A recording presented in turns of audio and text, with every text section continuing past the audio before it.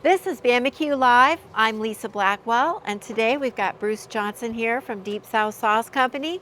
And Bruce, you're cooking up something special for us, right? You bet, Lisa. So today we're going to do, I'm going to call it a comfort meal. We're going to use a chuck roast cut from Hassell Cattle. We're going to do some barbecue smoked mac and cheese with a little kick to it with some spicy crackers on top. And of course we have to have a vegetable, so we're going to do a little broccolini Yes. on the grill. So, you know, today we chose the chuck today. I'm going to call it the less expensive. Some people call it the poor man's brisket because it has a lot of the same characteristics of a brisket, but it's not quite as expensive. One thing I like about this one, they come in about 5 pounds. This one here, I've seen them at the grocery stores, or you can get butchers 2.5, 3 pounds. So it's not as big as your normal briskets. Therefore, there's not as much meat to buy, and it's a less expensive cut. And this came literally right out of the package. I didn't trim it or anything, and it's Wow. ready to go. Ready to go. Right? So a lot of times when you get a brisket, you got to spend gotta work 15, on 20 it. minutes to clean it up and trim it down. So we're going to treat it a lot like that because it is a working muscle, although the brisket, you know, is in that chest area, and this is more in the back area, Okay. right? It's actually towards the neck from the prime rib area. Okay, so it's got a lot of the marbling. You can see here it's got a lot of great marbling. Of course, this Yeah. is the Hassell Cattle, you know, Wagyu. So it's going to be really nice, but they normally have the marbling of a ribeye. But it does, because it's a working muscle, it is a little tougher, but it has a lot of flavor because of that as well. And if you know how to work that muscle, you can get some good flavor out of it. Exactly. Huh? So for the most part, we're going to treat this exactly like we would do a brisket. Now, most people, you probably remember, you know, your mom probably did pot roast, chuck roast, that kind of thing. Yes, so she did. we're going to smoke it low and slow, just like we would a brisket. I'm going to put a binder on it. I'm going to use our Deep South True Gold mustard, right? It does Always have, delicious. yes, I'm going to put that as our binder, our base layer. It's a little bit different than your traditional mustards in that while it does have a mustard base, it's got some balsamic vinegar in there, so that's going to give it a little bit sharper note, and also some brown sugar and molasses is in there as well. It even has anchovies and Worcestershire, right? Oh, can I so have it does some anchovies it in does there? have a lot of flavors that beef loves. The other thing that beef loves is hardened seasoning, right? Oh, And this yes. thing, right, while salt is in there, I'm not going to add any other salt. I'm going to use just this, no more salt, because there's plenty of salt in here. Salt, pepper, other spices, you know, basil, oregano, etc. So be pretty liberal, right? This is a big piece of meat. So you can be pretty A liberal. little more heavy-handed That's with it, right. huh? That's good stuff. I love the hardened seasoning. I do put it on too. just about everything. Yep, you want to cover all sides here, right? Nice coating all sides. Now, we've got the smoker. Of course, we did one of these earlier because we're not going to wait the 6 to 8 hours it takes to cook this on the show here. So we already did one earlier, but I would normally do this. I'd have my smoker getting up to 225 to 250, right? Because again, low and slow. I'm going to put a water pan underneath it to mostly protect and keep my grill plates clean, and add a little moisture in the air. Moisture. And just like I would a brisket, I'm going to watch it to about 160, 165 where I like the bark, and then I'm going to wrap it. Now in this case, I put a little bit of beef stock in when I wrapped it in aluminum foil to help it braise, right? So it really needs to help break down and tenderize that meat. And then we're going to take it up to about 202, 203. And then we're going to pull it off.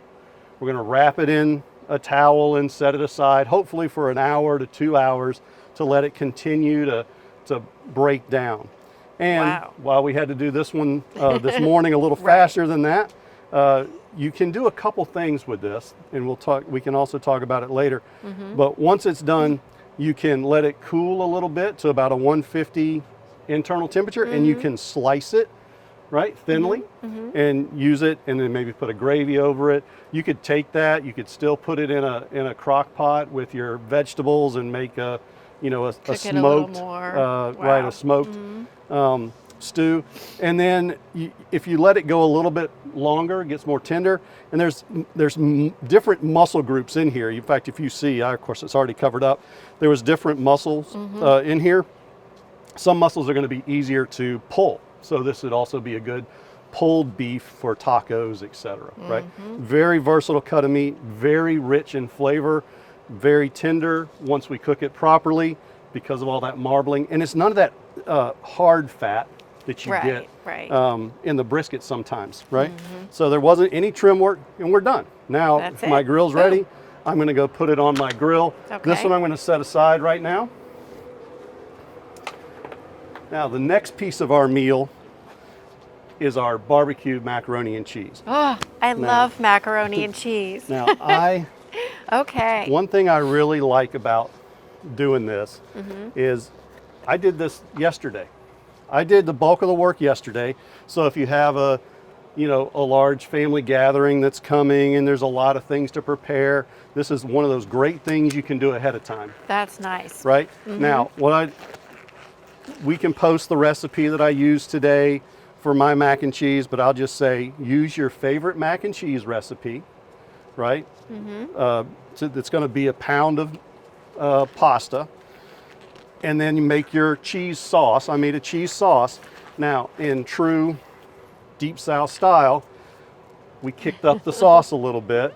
I put 2 tablespoons of our True Gold in my cheese sauce and mixed it in, and I put 2 tablespoons of our Smoke and Fire to give it a little heat in there instead of using hot sauce, right? Yeah. So we got a little mustard kick in there and a little hot sauce kick to it, a little habanero. The next thing I'm going to do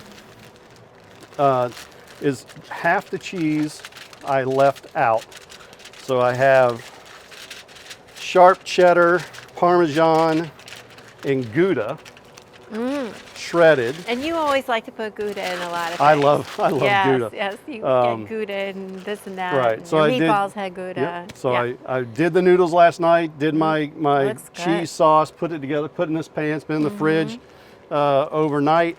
And I'm going to take the other half of the cheese and I'm just going to spread it out on top of it. And if you'll do me a favor, take those Smokehouse crackers and crush them in the bag. Oh. We're going to make crumbles out of them. Okay. All right. Now again, the great thing about this can go on your smoker. Sounds like it popped there. Just get it all nice and crushed.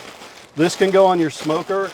Once you wrap your chuck roast, you got about probably 2 hours left, or you can put it on the smoker after you take it off while it's resting. This will take about an hour, hour and a half at 250 on your smoker. You can go hotter if you need to, and you can certainly put it in the oven if you had to.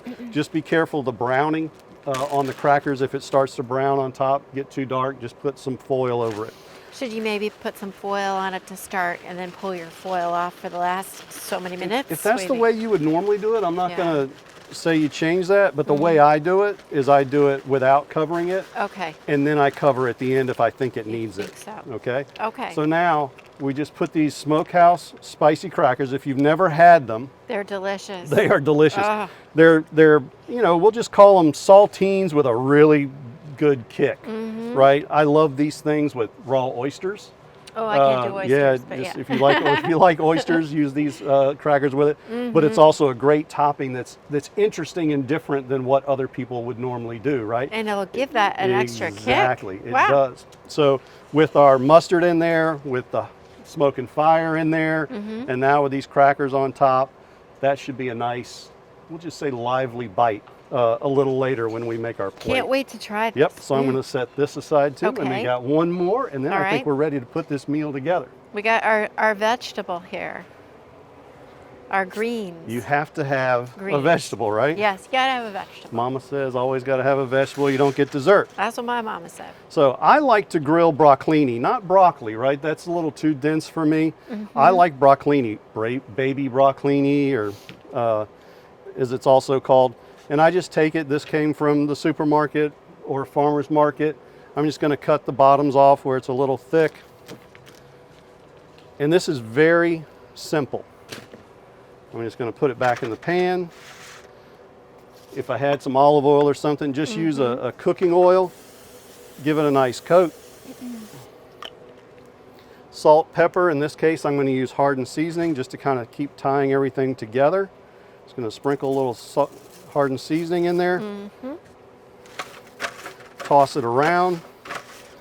At the moment, my my pellet grill, I really like this. I'm not normally a pellet grill user, but this particular one did a great job smoking the stuff earlier today, but it also has a sear option on it. Oh. So I'm going to use the sear option. I've turned it up a On little your bit, and we're going broccolini. to sear the broccolini. So while we do that, and then we'll get the plate ready to put together. So And then we get yeah, to eat. then we get to eat.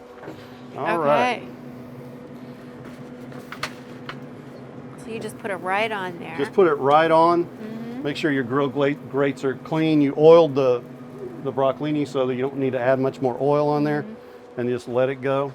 It'll, you want to get that crispy outside. Crispy outside. The little and char. kind of a tender inside. Yes. Yes. You want to get a little char Sounds to really it. good.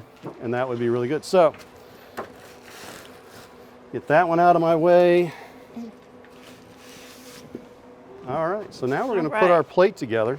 Nice, clean, disposable cutting board. Yes, I love these cutting boards. Make it easy. It's one of the tricks that we always use, especially when we're on the road and we don't have access to our kitchen. Right. Because we can't clean, so we can just use these disposables, throw them away. Nice and handy. Yes. And you can measure with them too. Well, these you can. Yeah, when you're, Nice. I don't know what other people use those for. When we cut some of our meats in competition, you want to be consistent in the thickness of your cuts, and that's one thing you could do to help with that. It could also use this when you're making bread and stuff like that, the length. So I don't know, I'm not a baker, so I might be a little out of my depth there. All right, so we're gonna have our plate here. Okay. I guess the first thing we'll plate up, we'll take a look at the macaroni and cheese. Now this was the macaroni and cheese that I cooked a little earlier. Voila. Yep, I put the put the looky foil on there. top, Yep, right? Yeah, the crackers are browned a little bit, not too much. Nope. Yep. So, and again, it was easy because I made most of it ahead of time and just put this on the smoker after I was done with the chuck roast, right? So let's spoon a little bit into this bowl. Do you like the edge or the center? Ooey gooey. Maybe the edge. Let's go with the edge here. Okay. Doesn't really matter the macaroni and cheese recipe that you use. Whatever your favorite noodle is, or like me, whatever noodle I had in the house. So there's our mac and cheese with the crust on top. And now, all these recipes are going to be out on the Facebook. Correct. Yeah, we'll Facebook website we'll have or it whatever, posted yeah. after this. Yeah. All right. So I had my chuck roast wrapped in my towel, staying warm. Put that to the side in my aluminum foil. Now I'm using this pan right here just so the juices don't run everywhere. See the juice in here. Hopefully that means that we have a juicy piece of meat. Oh, that looks good. Yep. So there you Wow, go. look at that. You could certainly save that. Just trust me, it save smells those juices. so Yeah. good. I mean, just look at the colors that Yeah, look at you that. get. The mustard has gone away. The hardens really helps put a nice color on it, right? And then, I mean, you can just see. Juicy. Can you see the juices coming out of this? I don't want to squeeze it all out because it'll take it, but we got a juicy piece of meat here. Yeah, that looks So great. I'm going to cut this. Now, again, you treat this a lot like you do a brisket, so you want to cut across the grain. Now, I'm going to cut it a little different. I'm just going to take an edge off just so we can, leave it for later. So I'm just going to take this back corner off right here. And I don't know if you can see the smoke ring there that we got. Yes, you can, right there. Yep. Smoke ring. Yep, so you can see the smoke ring. You can kind of see the intermuscular fats here And the low and slow helps break those down. Like I said, we did it more hot and fast today, but you definitely want to do a low and slow. Look at that smoke ring. That looks really good. So I'm going to do this. I'm going to put this back here. Lay this right here. Just move this to the side. I'm going to check the broccolini. It's really tempting. Oh wow, look at that. Looks great. And I like mine still with some texture, right? Because we want that vibrant green color. You can see some of the char on it.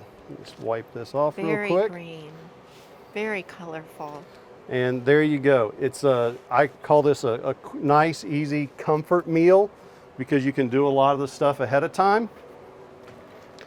I will say, you know, I forgot to mention it earlier, but when you put your mustard and rub on there, if you could let it sit in the refrigerator for 6 to 12 hours before you use it, it'll really help those flavors penetrate and get into the meat. And I think you'll have a better product. So with that, we have our low and slow smoked chuck roast with our True Gold sauce, Hardens seasoning on the outside. We have our barbecue smoked macaroni and cheese with True Gold sauce in it, and our smoke and fire sauce, and then the Smokehouse crackers with the kick on top, and then just a grilled simple broccolini with a little oil and hardened sauce on it. Yeah, oh my gosh, it looks so good. So am I allowed to go and dig in and Absolutely. have a, okay, we know I'm going to go for this first. Yes. Okay, because I love mac and cheese, so let me go in here. Okay. My hair. I think I let it cool down enough that you wouldn't burn yourself. Oh, that's delicious. Very good, yeah. We'll get that little bit of kick. That tastes amazing. In fact, if you don't mind, I'll just cut you a little bit off here. Okay. There we let go. you have that. Get you a nice crusty piece. I love the outside. I'm going to have a piece myself.